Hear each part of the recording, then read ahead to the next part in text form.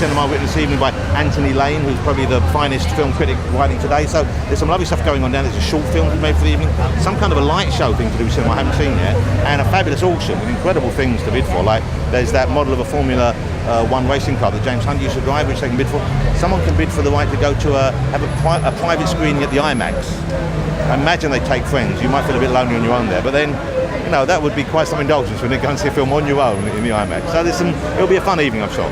What do you think of British film generally at the moment? I hate it. Of course you do. I think we've never been stronger. I mean, there's some incredible stuff going on. It's a weird thing talking about British film, because when you talk about British filmmakers, so many of the great movies today and so many of the big movies are made in British studios anyway. So many of them are by British directors like Paul Greengrass, who directed Captain Phillips. Does that make it a British movie? Or because it's American money, does that make it an American movie? I mean, Kick-Ass was, people think of that as an American film, I think, but it was based on a comic written by a Scottish guy, directed by a Brit, written by my wife, a Brit, starring mainly Brits. It's like, so what's a British movie anymore? And they're ending the London Film Festival with Saving Mr. Banks, which I've seen already, which is a lovely film about the relationship between Walt Disney and the woman who wrote Mary Poppins, and him wooing her to give her the rights. And Emma Thompson delivers an incredible performance in that.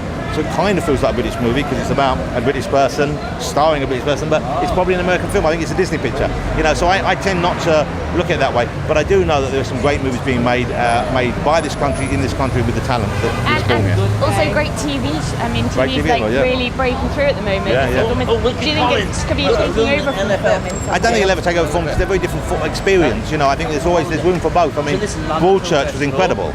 I loved it on TV, but one of the reasons why it was so good, like so much TV, is because they could take their time to sell the story and expand the story and let you really, get into it. And like when you watch the Danish TV shows, which I love, but you wouldn't want to sit in a cinema for 20 hours watching the woman in the funny sweater solve a crime.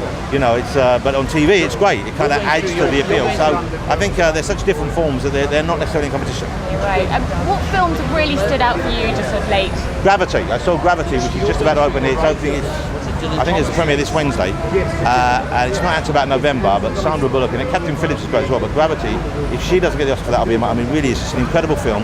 Alfonso Cuarón, I vaguely know him. He was around my house a couple of years ago with Guillermo del Toro. I'm dropping film names here, and I said, "What do you do at the moment, Alfonso?" He said, "I'm working on a film which my son has written." I thought, "Oh dear, it's going to be terrible," because I assumed, the worst. It's a masterpiece. So he knows it really is. And as I said, if it doesn't get, I think it might get Best Picture. I'm convinced she'll get Best Actress. It's going to be great. Lovely. Thank you so Pleasure. much. Pleasure.